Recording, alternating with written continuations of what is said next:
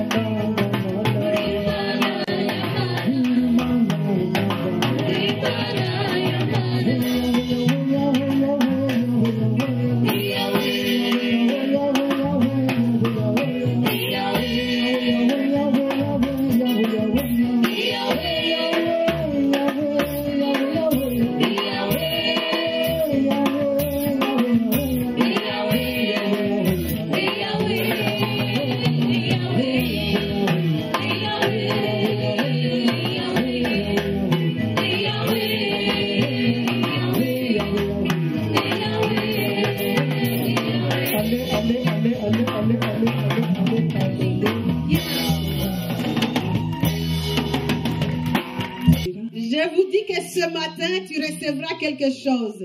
hari icyo abamarayika bamaze kugeza hano Il y a quelque chose que les anges ont déjà apporté en ce lieu. kuko tutaraza guterana hari abaraye bategura amateraniro y'uyu Parce munsi qu'avant que nous ne venions nous rassembler en ce lieu, il y a des anges qui nous ont précédés et qui ont préparé cette assemblée.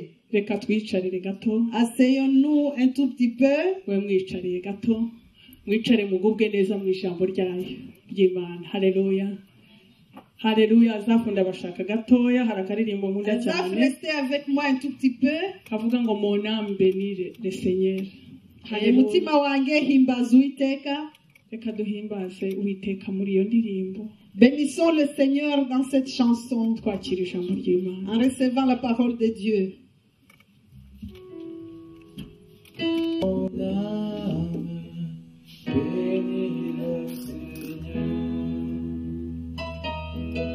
Et mon esprit magnifie son nom, car mon âme n'a plus de repère, même dans le tombeau, Jésus est Seigneur, même dans le tombeau, Jésus est Seigneur.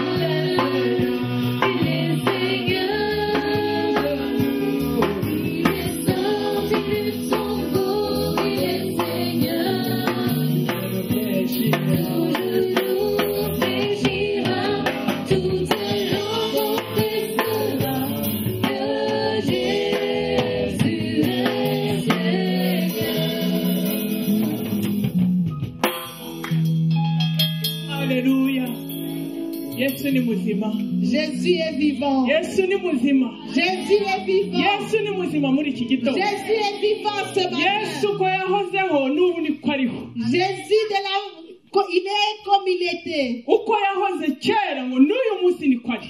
Il est le même hier et aujourd'hui. Kandi niko azahoraho ibihe byose. Et il sera le même toujours. Haleluya. Amen. Ndashaka kubaganiriza ku bitangaza Yesu Kristo yakoze. Je vais vous parler ce matin des miracles que Jésus a accomplis. Niyo mpamvu mbabwira ngo Yesu ni muzima. Niba wizera ko ibyo bitangaza yabikoze n'uyu munsi yabikora. C'est pour cette raison que je vous dis que Jésus est vivant.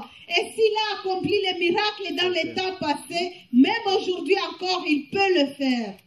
Haleluya. Je vais vous parler de Imana trois miracles. nimfasha nkabivuga vuba vuba kandi umwuka w'Imana akabibasobanurira uko bikwiye. Et si Dieu me fait grâce et que je le fasse rapidement et que le Saint-Esprit vous explique de quoi il s'agit, Navuze ngo hari icyo uri buze kwakira, hari icyo uza guhabwa. Amen. je vous ai bien dit que vous recevrez quelque chose. Aujourd'hui, il y a quelque chose que vous allez recevoir. Hari igitangaza cyawe uri butahane. Il y a ton miracle que tu recevras aujourd'hui et tu rentreras avec. Muri ibyo bitangaza bitatu, haleluya. Parmi ces trois miracles, Turavuga ku gitangaza cya mbere kiri muri Yohana igice cya 5.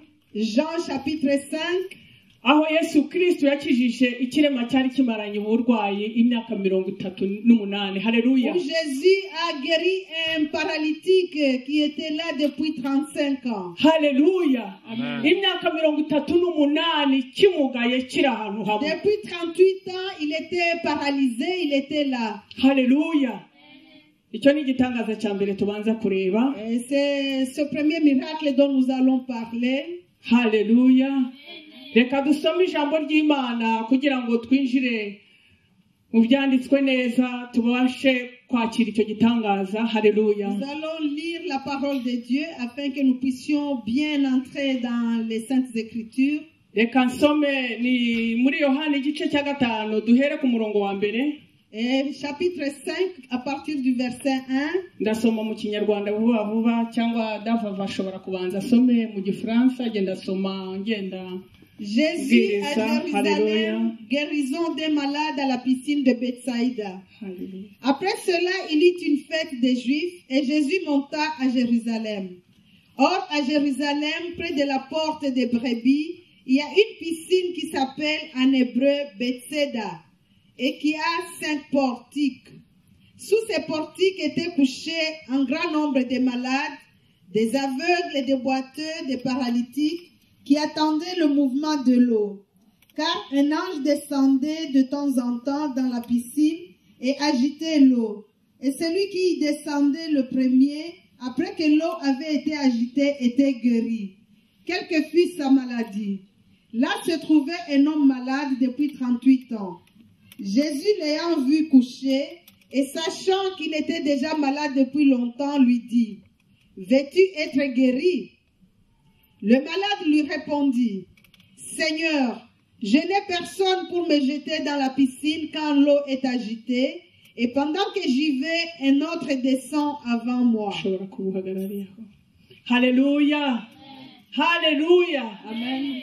Ijambo ry'Imana riratubwira muri iki gice cya 5. La Haleluya. parole de Dieu nous dit dans ce chapitre 5 Ngo Yerusalemu mu bugufi bw'irembo ry'intama. Haleluya. qu'à Jérusalem, près de la porte des brebis, Ngo hari ikidendezi muri Heburayo cyitwa Bethsaida. il y Haleluya. avait une piscine qui s'appelait en hébreu Bethsaida. Ngo kandi icyo kidendezi cyari gifite amabaraza 5. Et cette piscine avait 5 portiques.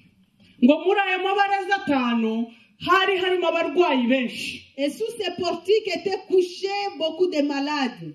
Ngo harimo abarwayi b'uburyo bwinshi ngo ariko harimo impumyi, harimo ibirema, harimo ngo n'abanyunyutse.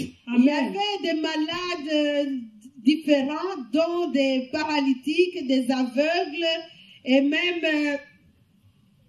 des aveugles, des boiteux et des paralytiques. Haleluya.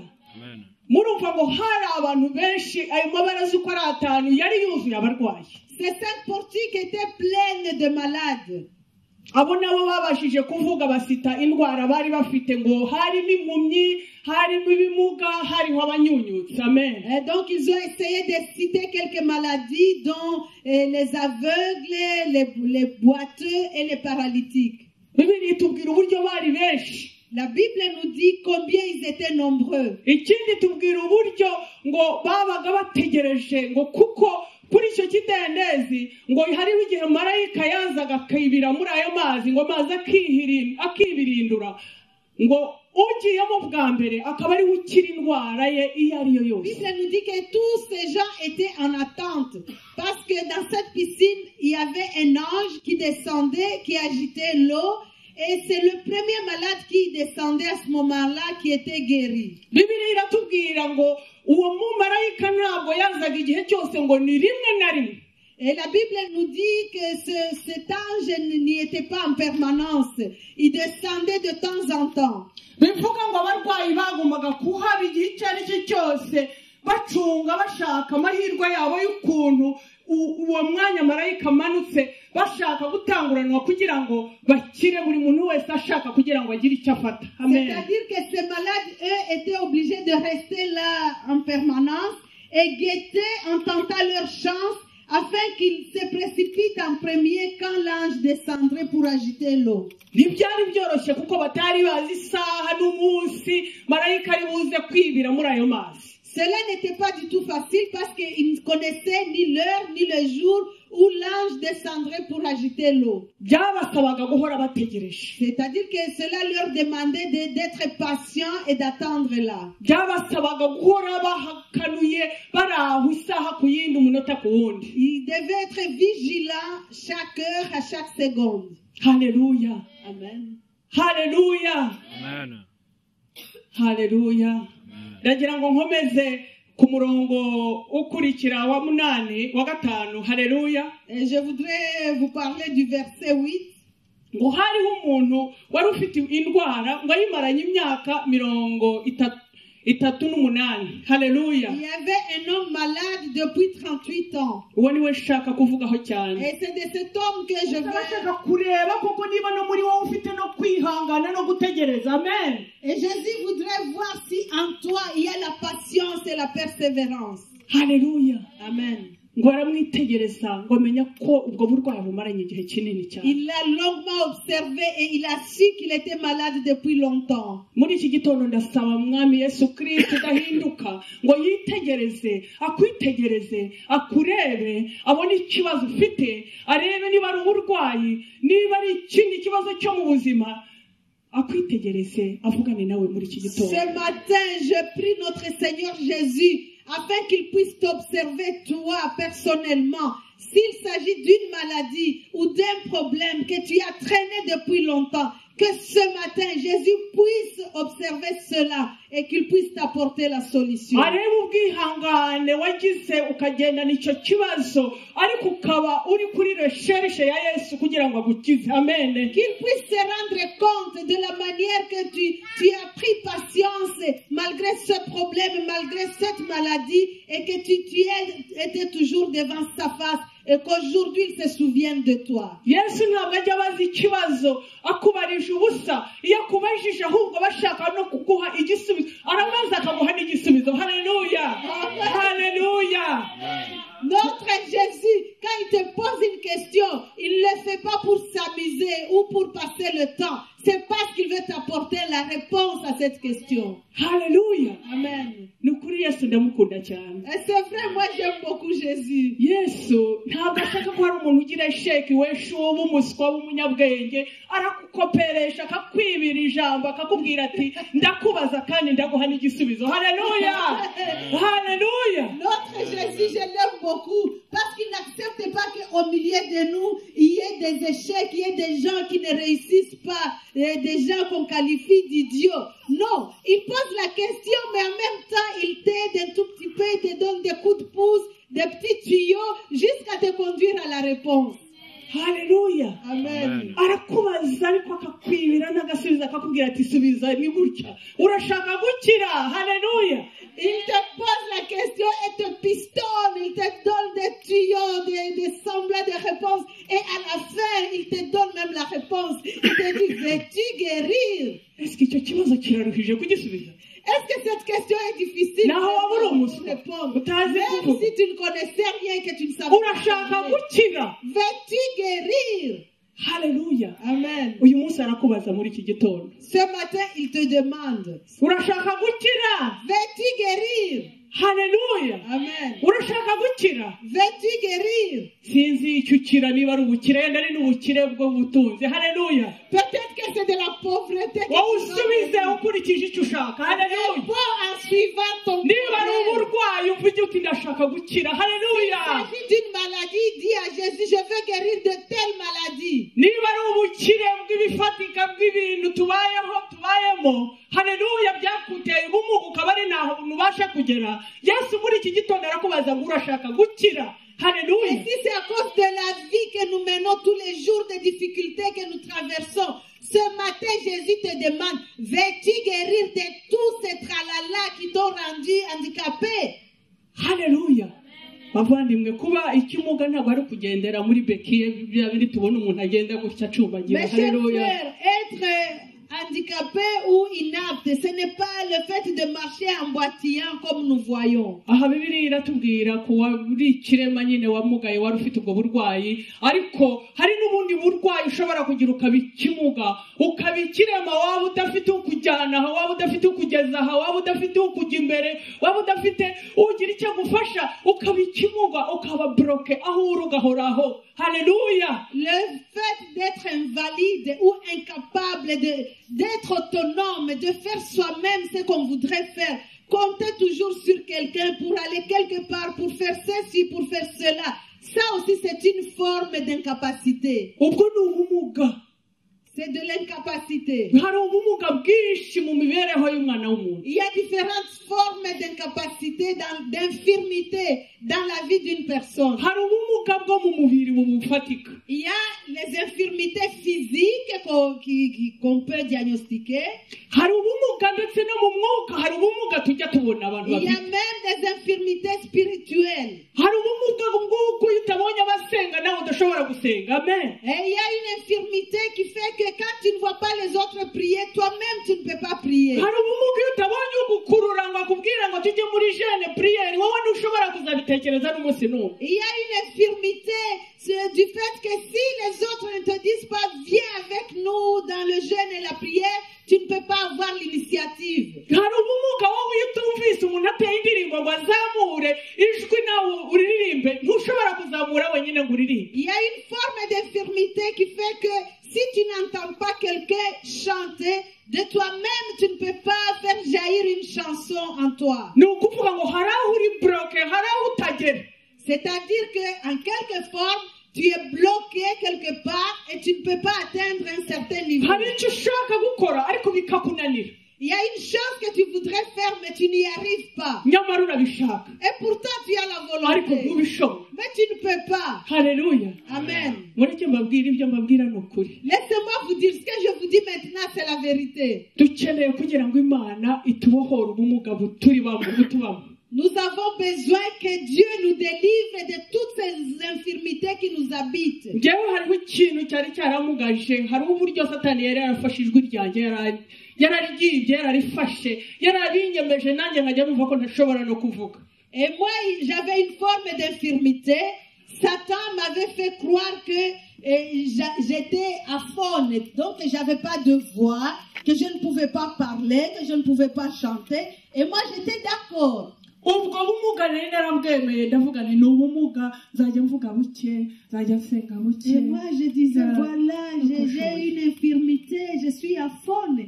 Je parlerai très peu, à voix basse, et voilà. Ariko ntabwo ari ko Imana ibishaka. Mais c'est pas ça la volonté Imana de Dieu. irashaka kukubohora. Dieu voudrait te délivrer. Irashaka kukuvana muri icyo kintu umaranye igihe kinini cyakumugaje. Dieu voudrait te faire sortir de cette chose avec laquelle tu as traîné depuis longtemps et qui t'a rendu infirme. Haleluya. Amen. Ibyo mbabwira ni ukuri, byambayeho igihe kinini ubuzima bwanjye bwabayeho mu guceceka. Nabaye nka Dawidi, rya jambo yavuze ngo Mana ngo ari ikibari n'icyiza sinshobora kukivuga. Nabaye umuntu uceceka cyane, ndaceceka bigeze aho mbera nk'ikiragi. Amen. Ce que je vous dis, c'est mon expérience personnelle, c'est mon témoignage. C'est quelque chose que j'avais vraiment accepté dans ma vie et j'avais adhéré à ce fait que je suis aphone, je ne peux pas parler et je suis devenue comme David qui disait que ça soit le bien ou le mal, je ne parlais pas, je m'étais et j'étais devenue muette. Ubumuga bushobora kukumunga ukazisanga koko warabaye ikimunga kitabuja kitavaho kiri.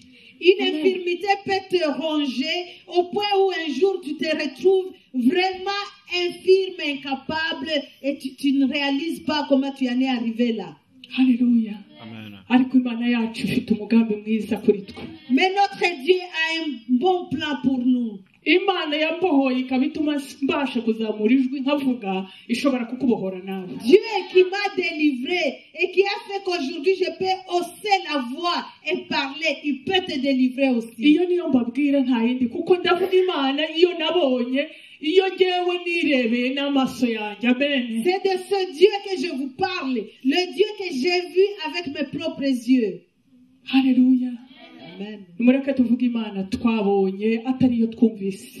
Laissez-nous vous dire, vous parler du Dieu que nous avons vu, expérimenté, et pas du Dieu dont nous avons entendu parler. Naracecetse sinavuga ariko ibyo nacecekeyemo ibyo numvise ibyo narebye ubu igihe nikigera imana izabizingura njye mvuga. Alléluia. Je suis restée vraiment muette longtemps, mais beaucoup de choses que j'entendais, que je voyais, que je vivais, le temps arrivera où Dieu me donnera l'opportunité de déplier ce rouleau et de vous le dire. Alléluia. Amen. Hari impamvu imana yemeye ko biba stock bikomeza bikaba byinshi bikaguma muri jye nuko hari igihe cyo kugira ngo bizanasohoke. Il y a une raison pour laquelle Dieu voulait que tout cela s'entasse au-dedans de moi, parce que le moment arrivera où ça sortira. Uyu munsi ndababwira kuri iki kirema rero. Ce jour, je vous parlerai de ce paralytique. Nacyo ngo cyari kimaze igihe kinini gifite ubwo burwayi kiryamye mu ngobyi yacyo imyaka 38. Cela faisait très longtemps qu'il était malade, qu'il était couché sur son brancard, la civière, depuis 38 ans. Bibiliya ntabwo itubwira imyaka ye y'amavuko ariko ukurikije uko numva iyo myaka ingana numva ubumuga bwe yarabumaranye igihe kinini cyane. La Bible ne nous dit pas de son âge réel, combien il avait d'âge de naissance, mais il nous parle du temps, des années de sa maladie. 38 ans, vous vous imaginez, c'est très long. Ubuzima bwe bwose yabumaze atigenga ajyanwa aho abamujyanya itabona umujyana akaguma aho ari. Amen. Ubuzima bw'ikimuga Toute sa burabwo. vie, il n'a jamais été libre, il n'était pas indépendant, il dépendait des autres, il attendait que les autres le prennent, l'amènent, le ramènent. Donc, il était vraiment sous la dépendance des autres. Nta kintu giteye agahinda kibabaje nko gukoreshwa aho udashaka aho kujyanwa aho udashaka aho ushakiye ntube wagera. Ndabakubwiza ukuri ushima imana niba wowe muri wowe ujya ubasha gutera intambwe ukigeza ahantu ukijyana ahantu niba no mu bitekerezo byawe hari ikintu ujya utekereza gukora ukagikora ukabona ufite iyo force urayihageze ujya ushimira imana. Je vous dis la vérité qu'il n'y a rien de plus triste que de ne pouvoir rien faire soi-même. Vouloir aller quelque part, mais ne pas pouvoir le faire. Vouloir faire ceci, mais ne pas pouvoir le faire. Je vous invite ce matin de vous réjouir, même du seul fait que vous pouvez décider d'aller quelque part et d'y aller vous-même, de faire les pas et d'y aller. Vous pouvez penser à réaliser quelque chose et d'y arriver. Que cela vous réjouisse, mes frères, mes sœurs. Haleluya. Amen. Nukuri hari abantu batajya bakora ikintu batabanje gusunikwa. Haleluya. Je vous dis la vérité que certaines personnes ne peuvent pas faire quelque chose s'ils ne sont pas poussés. Ubwo nibwo buzima iki kirema cyari kirimo. Ça, c'était la vie de ce paralytique. Kuko Yesu Kristo amubajije ngo urashaka gukira. Parce que quand Jésus lui a demandé, veux-tu guérir? Reka turebe ijambo yamusubije. Et nous allons voir la réponse qu'il a donnée. Igisubizo cyari cyoroshye ariko we yagiye mu mubabaro wajya mu byiha maze ajya mu byahe atangira gusubiza Yesu n'ibyo atamubajije. Amen. Alors que la réponse était toute simple, toute petite, il a commencé à passer par-ci, par-là, un long trajet pour raconter toutes ces misères à Jésus. Uwo ni umubabaro. Mais ça, c'est la souffrance. Iyo wabaye ujya mu byo batakubajije ukora ibyo utabwiwe utibitaba mbese ukubita hirya hino. Amen. Dans la souffrance, tu parles même des choses qu'on ne t'a pas demandé. Tu déconnes même parce que tu dis n'importe quoi.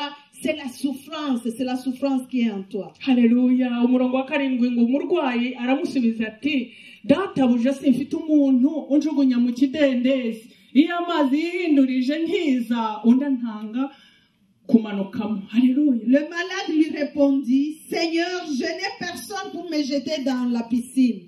Quand l'eau est agitée, et pendant que j'y vais, un autre descend avant moi. Ese nicyo kibazo yaramubajije. Est-ce que c'est cette Yaramubajije urashaka gukira. Jésus lui avait simplement demandé, veux-tu guérir? ariko kuko yamenyerewe ko baterura bagatereka hariya bakagarura hariya, yumva ko icyo agomba gusubiza ari ukuvuga ati databuja simfite umuntu usunikira muri kiriya kidendezi, iyo amazi yihindurije nkinzu ndarantanga kwinjiramo. Haleluya. Voilà, Jésus lui a Afite amaganya, afite agahinda kenshi. Amen. Il n'a pas répondu à la question de Jésus. Au contraire, il a commencé à raconter ses souffrances. Il a raconté tout ce qui habitait son cœur. Haleluya. Amen. Ariko Yesu wacu ni umunyembabazi. Mais notre Jésus, c'est un Dieu de miséricorde. Niyo akubona usambagurika ukubita hirya hino, arakureba akamenya ikibigutera, akamenya ko ari uko icyo kibazo kimaranye igihe kinini. Amen. Même quand il te voit agité, troublé, que tu vas à gauche et à droite, lui, il te comprend. Il sait pourquoi et il connaît le problème qui te pousse à faire ça. Umuntu ntabwo akumva ntamenye ibyo arimo, yakubonye mu ishusho itari yako kanya aravuga ati yiwe ni ibiki yabaye atemeza ati. Amen. Mais un être humain ne saurait pas. Quand il te voit autrement, il dit, mais qu'est-ce qui se passe? Ça va pas, non? Arakushisha akabona ko utari normal, ariko ubwo kuba utaba normal koko n'ubu uri normal. Haleluya. Et il commence à te juger, à dire, voilà, il a perdu la tête, il n'est pas normal. C'est vrai, tu n'es pas normal, mais c'est pas son affaire. Ariko burya bivugamo kujija guciraho iteka atazi n'iryo teka aho ryaturutse. Et Haleluya. pendant qu'il est en train de te Alléluia. juger, il te condamne même, alors qu'il ne connaît même pas ton histoire. Il ne connaît pas d'où est venu ton mal. Haleluya. Imyaka 38. 38 ans. Uyitekerezeho. Imaginez un peu. Uwibaze niba uba ukiri umuntu ubasha no gusuhuza undi muntu, muzumva umubabaro wo mu mubiri umaranye isaha imwe uko uba uteye. Haleluya. Mets-toi un peu à la place de cet homme. Si tu avais traîné cette maladie pendant 38 ans, est-ce que tu serais même capable de dire encore bonjour à quelqu'un? Nous, quand on a un petit mal de tête, même pendant 1 heure, ça ne va pas, on devient même arrogant, on ne parle plus, on est fâché. Haleluya. Amen. Nkunda Yesu cyane. J'aime beaucoup Jésus. Yesu waritegereza akamenya impamvu y'icyo kibazo cyawe. Jésus, lui, observe et connaît le motif, la raison de ce problème. Niyo mpamvu nakubwiye ngo ntabwo ahinduka. Et c'est pour cette raison que je vous ai dit qu'il ne change pas. Niba wizera ko yagize imbabazi kuri iki kirema akakireba akibaza uburyo bagiteraga n'abakinaga hirya hino, ubwo bakizanaga bagishyiragaho bakigendera kuko ntibashoboraga no gutegereza igihe ayo mazi yihinduriza. Amen. Jésus ne change pas. Si il a pris le temps d'observer ce paralytique et qu'il a vu vraiment la souffrance qui était en lui et qu'il a eu pitié de lui, les gens qui l'amenaient le jetaient là et s'en retournaient. Il ne restait pas pour attendre que l'eau s'agite et le jette dedans. Non, il s'en allait. Haleluya. Bibiliya ntitubwira ko bari bamuzanye uwo munsi cyangwa ejo, nzinzi niba yarahatuye niba yarahabaga, niyo yari afite bamuzana bakahamugeza, ariko Bibiliya itubwira yuko ngo ntiyari afite, kuko we niwe ubita akavuga ngo ntiyari afite umusunikira muri icyo kidendezi. La Haleluya. Bible ne nous dit même pas dans quelles conditions il restait là-bas. Est-ce qu'on l'amenait chaque matin? On ne sait pas. Est-ce qu'il vivait là? On ne sait pas. Hein? Ni ukuvuga ngo barazanaga bagashyiraho, none kuza kugera mu mazi bikaba ikindi kibazo, abandi bagakirarora. Haleluya. C'est-à-dire qu'il venait et le déposait là-bas et c'était fini. Et lui, il était un spectateur. Il voyait les autres se jeter dans la piscine et guérir. Icyo kimuga cyari kiteye agahinda. Mais ce paralytique fait pitié. Ariko Yesu ni umunyembabazi. Mais Jésus, c'est un Dieu de bonté, il est miséricordieux. Yesu ntakenera kubwirwa ayo magambo yose ngo yari yabyibonye, ngo yari yamwitegereje, ngo amenye yuko amaze igihe kinini arwaye. Jésus a beaucoup d'empathie, il l'avait déjà regardé, observé, et il a compris par lui-même que ça faisait longtemps qu'il était malade. Birakomeye n'ukuri iyo umuntu afite ikibazo usanga ari umuntu uhora arira, usanga ahora avuga ngo ntibansengera, simfite abansengera, nta deliverance bankoreye, ntabwo abashumba banyitaho, nta bakozi b'Imana mu Rwanda bayisengaga gutya, abantu babigenzaga gutya. Ibyo nibyo marira duhora twumva y'ibimuga. Ibimuga ni uburwayi, ni ibibazo umuntu afite byamuhezemo. Haleluya. C'est très grave, mes frères, mes sœurs, parce que quand quelqu'un a un problème, il il n'y a que des lamentations qui sortent de sa bouche. Et alors il commencera à dire, voilà, les serviteurs de Dieu ne s'occupent pas de moi. Il n'y a personne qui me rend visite. Personne ne s'occupe de moi. Personne ne prend soin de moi. Quand j'étais au Rwanda, cela s'est passé autrement. Et que des lamentations et des lamentations et des lamentations. Ça, c'est une infirmité. Haleluya. Haleluya. Amen. Haleluya. Amen. Yesu Kristo ni umunyembabazi. Mais Jésus, c'est un Dieu de bonté. Naho batagusengera. Même si on ne priait pas pour toi, Naho tabona baza ngo barare bajyamye iruhande rwawe bakwingingira bakusengera. Haleluya. même si tu trouvais personne pour venir veiller près de toi en intercédant pour toi, Imbabazi za Yesu iyo zikugezeho yibuka igihe umaranye ikibazo cyawe. quand sa bonté descend sur toi, il se rappelle du temps que tu viens de passer dans ton problème. Icyo ngusaba ni kimwe gusa. Ce que je te demande, ce n'est qu'une chose. Ni ukugira ngo kwihangana. Et la patience et la persévérance. Kuko benshi bananirwa inzira igitangira ibintu bigiye gukoreka umuntu akananirwa kumva agararambiwe kuko batamusengeye kuko batamusuye kuko batakoze iki kuko bitagenze gutya umuntu akigira yakigendera. Amen. La plupart des gens se découragent à la dernière minute alors que leur moment de délivrance était arrivé. Ils abandonnent en disant, voilà, on ne m'a pas visité, on ne m'a pas aidé, on n'a pas prié pour moi, alors que le moment de Dieu est arrivé. Siko icyo kirema cyabigenje. Mais ce paralytique n'a pas agi ainsi. Kandi nacyo ntabwo cyari muri kondisiyo nziza. Et alors qu'il ne se trouvait pas non plus dans de bonnes conditions. Cyarategereje abantu b'Imana. Il a attendu, peuple de Dieu. Cyari cyarabonye kirahishurirwa kibona ko kuri icyo kidendezi hari marayika w'Imana ujya yajita muri ayo mazi hakabaho gukira. Il avait observé, il avait regardé et avait eu la révélation que à cette piscine, il y avait un ange de l'Éternel qui passait et qui agitait l'eau. Et Haleluya. les gens recevaient la guérison. Psalm ya Dawidi tubwira neza muri 25 hari ijambo njya nshima rikaneza riravuga ngo siko bizaba ngo kuba gutegereza ntawe uzakorwa n'isoni.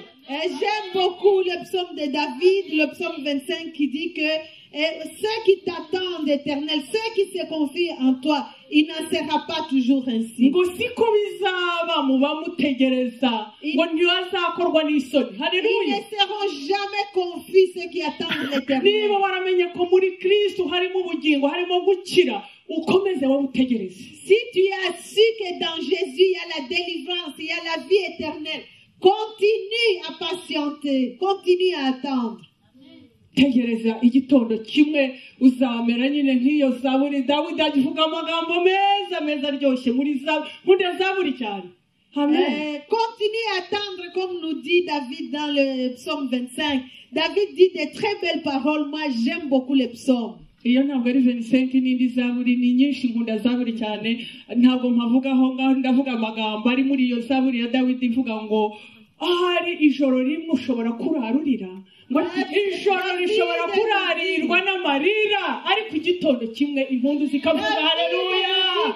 Haleluya. Tu pourrais passer une nuit en larmes en train de pleurer, mais un seul matin les acclamations auraient lieu. Tegereza Des cris Uwiteka. de joie auraient lieu. Tegereza Uwiteka. Attends l'Éternel. Mutegereze kuko ntabwo uzamutegereza ngo ukorwe n'isoni. Attends l'Éternel parce que tu ne seras jamais confus. Uko niko ijambo ribitubwira. C'est ce que nous dit la parole de Dieu. ngo abakorwa n'isoni ni abava mu masezerano nta mpamvu. C'est ceux qui quittent les promesses sans raison qui sont confus et Nta confondus. mpamvu yo kuva mu by'Imana ngo biratinze gukira kwanjye kuratinze. Haleluya. Il n'y a aucune raison pour abandonner la voie de Dieu et de dire voilà ma guérison a traîné, ma délivrance a traîné, je m'en vais. Il n'y a aucune raison. Nta mpamvu ihari mwene data. Il n'y a aucune raison mon cher frère, ma chère sœur. Haleluya. Yesu aramubaza turashaka gukira. Haleluya. Et Jésus de lui demander, veux-tu guérir? Ariko reka mbabaze ninde ushaka gukira hano. Haleluya. Moi aussi je vais vous demander, Urashaka qui veut gukira? guérir ici? Urashaka gukira. Tu veux guérir? Haleluya. Amen. Akira gukira kwawe. Reçois ta guérison. Kira mu izina rya Yesu. Guéris dans les saints noms de Kira mu Jésus. mubiri no mu mwuka. Guéris dans ton corps et dans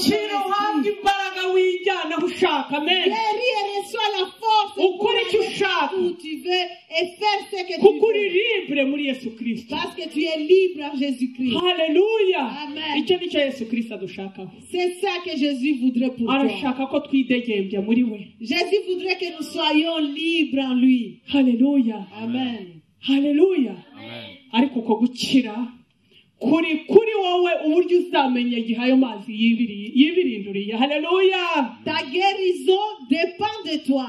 C'est à toi de savoir quand est-ce que l'eau est agitée. amazi ngo yibirindura rimwe na rimwe haleluya Ah, l'eau était agitée de temps en temps. rimwe na rimwe Parfois. ntabwo ari buri gihe uko tuvuga iri jambo ariko gukira kwawe guhabwa haleluya Mais ce n'est pas parce que nous venons de dire tout de suite que ta guérison est là que tu vas la recevoir. Parce que la Bible nous dit que parfois l'eau était agitée. biterwa n'isaha marayika yamanutse azanye ibisubizo haleluya De l'eau, haleluya ou l'ange haleluya avec les réponses. haleluya Amen. yesu kirisito arashaka kumanura ikintu gishya mu buzima bwawe Jésus veut descendre une chose nouvelle dans ta vie. ngewe hari ikintu namusabye kandi yarakimanuye nazo mbaraga mfite uyu mwanya haleluya Moi, il y a une Hallelujah. chose que j'ai demandé, Hallelujah. et il l'a donné, et c'est cette force que vous voyez haleluya maintenant. haleluya Amen. ni ukuri mujya mukunda ibitangaza bya yesu kirisito Je vous invite à aimer les miracles de Jésus. ngewe iyo soma mu bitangaza yesu kirisito yakoraga Moi, quand je lis les miracles que Jésus a accomplis, numva ndi muri ibyo bihe kandi ngerageza kubiviva no kumva nsa naho nshaka kubikoraho haleluya moi, j'actualise ces miracles. Je les fais présents et je veux vraiment les toucher, vivre dedans. Les vivre. haleluya iyo wizeye ukamenya ko yesu adahinduka Si tu crois vraiment que Jésus ne change pas, ukizera yuko nubwo yabikoze icyo gihe n'uyu munsi yabikora nta cyakubuza kubona igitangaza et que tu restes convaincu que de la même manière qu'il l'a fait dans les jours passés, aujourd'hui il peut encore le faire parce qu'il est le même. Il n'y a aucune raison qui peut t'empêcher de recevoir ton miracle. muri situwasiyo yose waba urimo Quelle que soit ta situation, yesu kirisito arashaka kugukorera igitangaza Jésus voudrait te faire un miracle. ariko ugomba kumenya igihe amazi yibirinduriye Mais c'est haleluya à toi de savoir quand est-ce que l'eau est agitée. birashoboka ko uyu munsi utazabona icyo kidendezi kiri aho imbere yawe kandi kirahari mu buryo bw'umwuka haleluya Il se peut qu'aujourd'hui tu ne vois pas la piscine de guérison alors qu'elle est devant toi d'une façon spirituelle. ikidendezi birashoboka ko ari iri jambo turanse imbere yanyu warisama rikaba iryawe amen La piscine serait cette parole que nous lançons devant vous et la personne qui l'attrape, qui la fait sienne, reçoit son miracle. iyo uritanze abandi ukarifata ukarikakira ukaryita iryawe amen Et quand tu te précipites avant les autres, que tu l'attrapes et que tu la fais tienne, c'est ça ton miracle. hari ubwo aba ari igitangaza cyawe Et parfois tu vois ton miracle. haleluya Amen. njya nkunda pasiteri karisite hari igihe ajya yigisha akavuga ngo hari umuntu mbonye hano ngo imodoka itukura abantu bagatangira kwanariza ngo imodoka itukura ngo none byo karebu yabonye n'ibiki urumva ariko imodoka itukura niba uyishaka wayifashe wayisingiriye hari ikibazo kuyibona haleluya Ah, je voulais passer. haleluya Des fois, il est ici en prêchant et dit, oh, je viens de voir au milieu de vous quelqu'un qui a une voiture rouge. Et les gens commencent à philosopher là-dessus. Mais qu'est-ce que c'est? Où est-ce qu'il nous amène encore?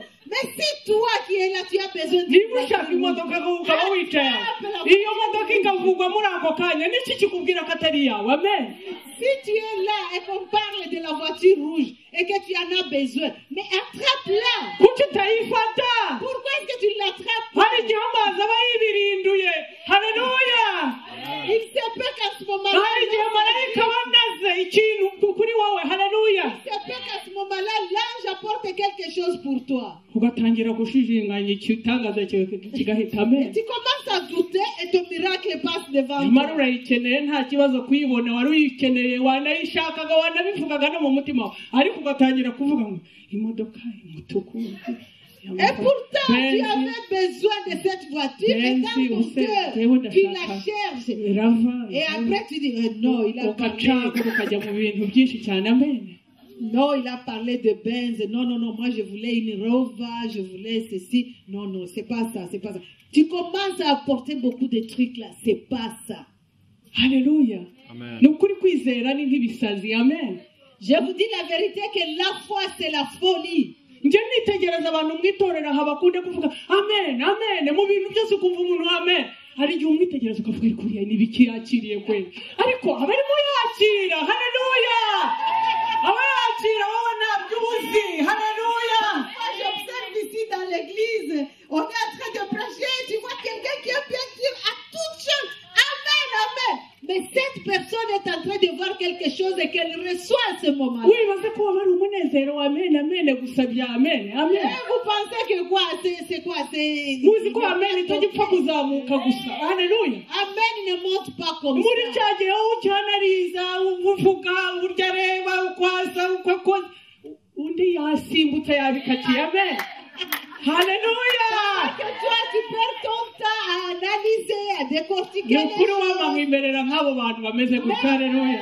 La personne qui a crié amen t'a devancé. njya nitegereza mu itorero mu nzu y'imana amen. njya nitegereza hari mwene data witwa Chantal Bruxelles yari yicaye hari kumwe n'umugabo we, nkajya mureba nkabona umugabo yumiwe yarambiwe arumva ibintu avuga muri kandi arameze ariko arasimbuka. nko nkavuga uyu mudamu hari nagera no mu rugo ararwana n'umugabo we yamubujije amahoro, ariko ntacyo bivuze. va mu mugabo ukuri iruhande, reka ibikuri hirya wisimbukira wifatira icyawe haleluya. L'autre jour, on avait notre Alléluia. sœur Chantal de Bruxelles. hari abantu banezererwa imana ndababwiza ukuri. Et chaque fois qu'on prêchait ici, madame sautait et criait Alléluia, Alléluia. Et je voyais son nowajya muri haleluya twese tugahagarara ukajya umureba ukongera ukareba n'umugabo uburyo yarayishije ku mugore ibyo arimo, ariko ndababwiza ukuri iyi nzira irakomeye haleluya. Détachez-vous de vos iyi nzira irakomeye, très difficile. tuzahera mu marejike n'ibindi ntazi ibintu bipfuye bituma tutakira gukira kwacu cyangwa ibitangaza byacu amen. Oui, Alléluia. nous perdrons dans les logiques et beaucoup de choses qui nous empêcheront d'attraper notre miracle. ubwami bw'imana ngo ni bugereranywa n'umwana muto. umwana ntacyo yitaho, iyo ari imbere ya se, iyo ari imbere y'abashyitsi aba asimbuka yikorera uko ashatse amen. Le royaume de Dieu est semblable à un enfant. umwana muto. Parce qu'un enfant, quand il est devant son père, il joue, il saute, il chante, il s'en fout, il est là, c'est tout. abo nibo bakira buri munsi. Et ce sont ces gens-là qui reçoivent tous les jours. muri cya gihe wowe ukibaza igituma avuga amen yari ibiki amen. Pendant que toi, tu te dis, mais pourquoi ma soeur a dit amen? wiyoboke kwakira marayika yajise amazi y'ibirinduye haleluya Elle est haleluya. ici parce que l'ange a agité l'eau et l'autre a vu, elle t'a précédé, elle a reçu. haleluya. Amen. Casse ma voix, il s'est rappelé de la personne sur laquelle il avait prophétisé, qui est toujours là. nuko byagenze ntabwo ari inkuru ni inkuru mpamo amen. Et c'est un vrai témoignage, c'est pas une histoire inventée. ni ibintu byabayeho. tugomba kumenya igihe marayika w'imana yajise, igihe yavuze tugomba kwakira ijambo ry'imana iyo ari ry'ukuri. niba uri muri iyo bezuwe y'ikintu runaka, niba bavuze ubumuga ukumva uri ikimuga ukumva hari ahantu wamugaye, niba utakiriye ubwo ntabwo wakiriye, hari uwakiriye amen. uwakiriye yahawe kuko ubwo bumuga bwe yesu yabubonye, yavuze tumaze igihe kinini haleluya. Chaque fois que tu te trouves dans un lieu, même si ce n'est pas sur toi qu'est prophétisé, si tu es concerné par le sujet, si c'est une infirmité, une maladie ou un besoin quelconque, attrape pour toi, parce que c'est ton moment. uracyategereje abagusunikira mu kidendezi Mais toi, tu es haleluya. là seulement, tu attends que quelqu'un vienne te pousser dans la piscine. reka da hari abandi basimbuka batabasha gusunikwa baba basingiriye haleluya Plus entrepreneurs Alléluia. sautent, se bousculent et se jettent dedans. haleluya.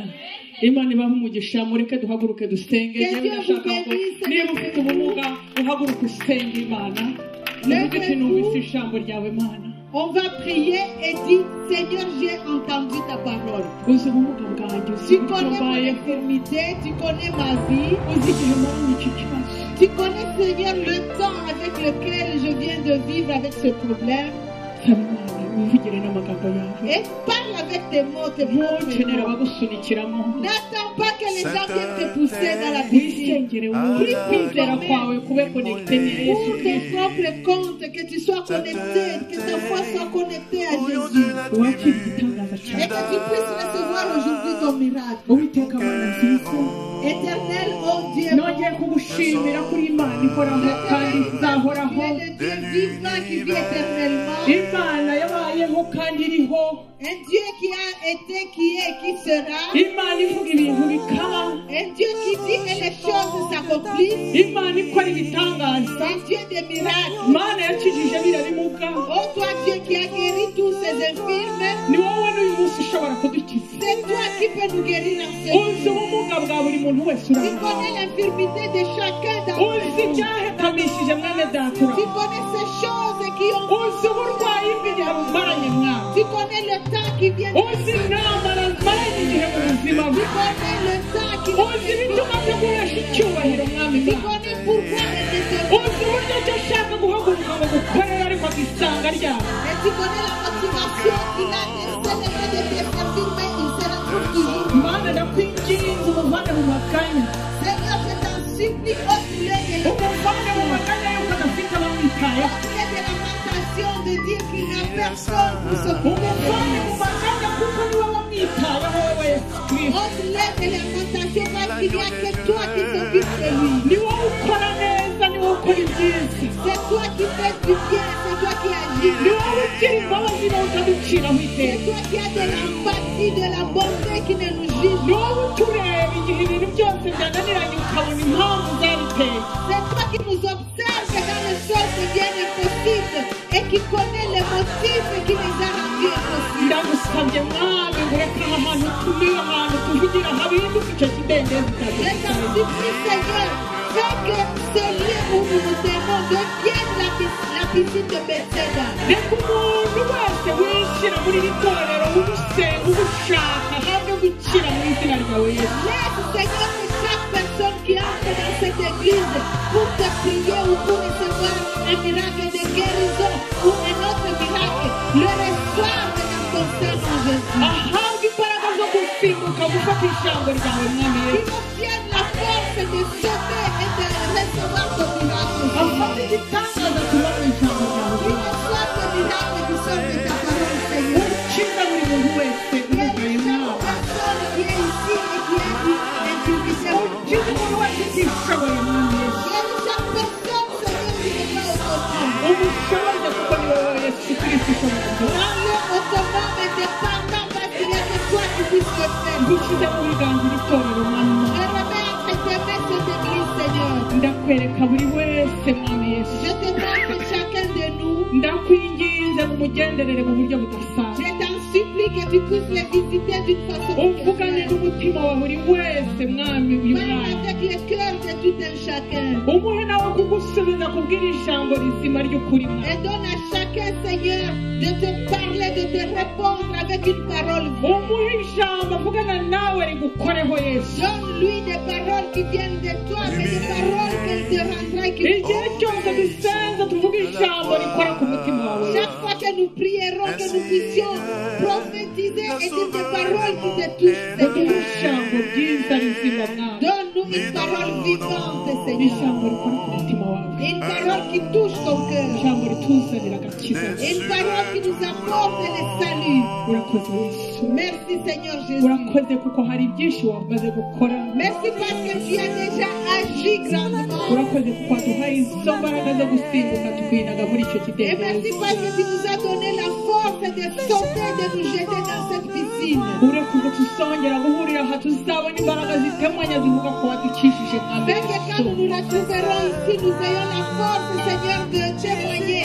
et de dire que toi, tu nous as guéris, Seigneur. tuzaza tugushyire hejuru mwami Et que nous puissions te glorifier. tuvuge imirimo yawe itanga Que nous puissions proclamer tes iyo œuvres, wakoraga Seigneur. kera ko uyu munsi Celle que ukikora tu faisais dans le temps et que tu fais encore. turagushimiye yesu Nous te bénissons, Jésus. uhabwe icyubahiro Sois béni, sois glorifié. mu izina rya yesu C'est dans ton Saint nom, Jésus. dusabye twizeye